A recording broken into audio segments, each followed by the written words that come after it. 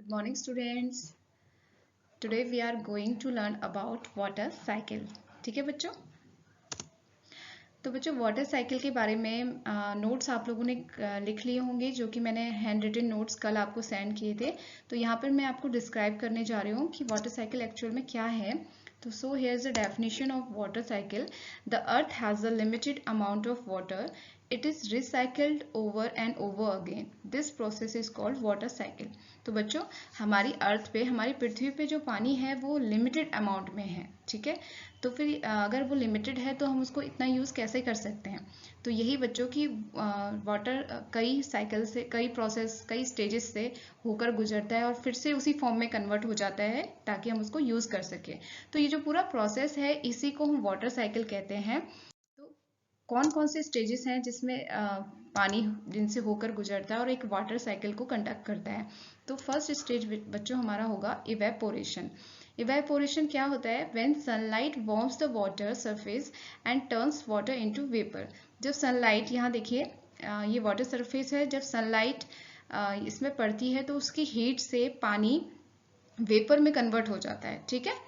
और वेपर में कन्वर्ट होके कहाँ जाएगा? वो स्काई की तरफ जाएगा, आसमान की तरफ जाएगा, ठीक है। नेक्स्ट स्टेज होती है कंडेंसेशन।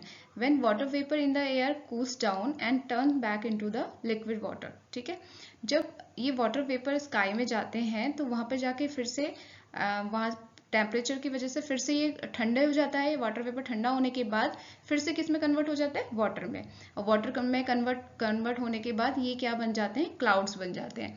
देन नेक्स्ट स्टेज आती है precipitation, when water falls from clouds in the sky, ठीक है बच्चों। जब ये वाटर क्लाउड्स फॉर्म करते हैं देन प्रेसिपिटेशन वाला प्रोसेस आता है। प्रेसिपिटेशन में जो क्लाउड्स हैं हैवी होने के बाद, पानी उनमें पानी की वजह से हैवी होने के बाद उस पानी को नीचे फिर से अर्थ की तरफ को गिरा देते हैं। किसकी फॉर्म में? रेन की फॉर्म में। तो फिर से हमारी धरती को पानी मिल जाता है एज अ रेन की फॉर्म में। नेक्स्ट स्टेज आती है collection, when water that falls soak into the ground and collect as ground water. अब जो पानी वर्षा के रूप में नीचे गिरा है हमारी धरती पर, तो वो हमारा ग्राउंड जो है उसको कलेक्ट कर लेता है, उसको सोक कर लेता है। सोक करने के बाद वो नीचे कलेक्ट हो जाता है ग्राउंड वाटर की फॉर्म में, ठीक है। अब उस ग्राउंड वाटर को हम फिर से यूज में ला सकते हैं, ठीक है। तो ये पूरा एक प्रोसेस है जिसके 4 स्टेजेस हैं। First one is evaporation, then condensation, precipitation and the last one is collection. तो इस पूरे स्टेजेस से गुजरने के बाद पानी फिर से अपनी फॉर्म में वापस आ जाता है। तो इसी को बच्चों बोलते हैं वाटर साइकिल, ठीक है। तो यहाँ पे कुछ क्वेश्चंस हैं। क्वेश्चन नंबर 9 अगर हम कंटिन्यू करें अपने चैप्टर को, तो क्वेश्चन नंबर 9 होता है हमारा, how we can save water, give any 3 ways. आपको पता है कि पानी को सेव करना बहुत ज़रूरी है और उसके 3 तरीके यहाँ पे लिखने हैं आपको। बहुत सारे तरीके हो सकते हैं, यहाँ पे कोई से 3 लिखने हैं। तो फर्स्ट है यहाँ पे turn off the tap while cleaning teeth. तो आप बच्चों जब ब्रश करते हैं, कई बार आप क्या करते हैं, टैप को ऑन रखा छोड़ देते हैं ब्रश करते वक्त भी। तो ये नहीं करना है आपको जब तक आप अपने टीथ ब्रश करते हैं उस टाइम पर आपको टैप को ऑफ रखना है, ठीक है। द नेक्स्ट है have showers not bath. Showers में पानी ज़्यादा यूज होता है तो उसकी जगह पर आप बाथ लीजिए, ठीक है। नेक्स्ट है check your toilet and pipes for leaks. अपने टॉयलेट और पाइप्स को, लीकेज को चेक करते रहिए ताकि पानी वेस्ट ना हो।